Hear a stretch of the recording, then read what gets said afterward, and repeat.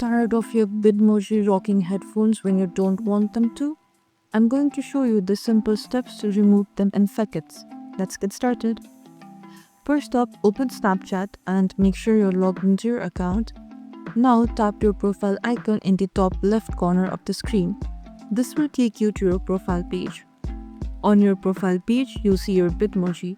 Tap on it, or you may see an option that says Bitmoji. Tap that.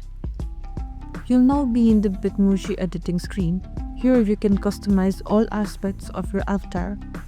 Look for the headwear or accessories section. The exact name might vary slightly depending on your Snapchat version. Now scroll through the headwear options. You'll likely see a variety of hats, glasses, and of course headphones.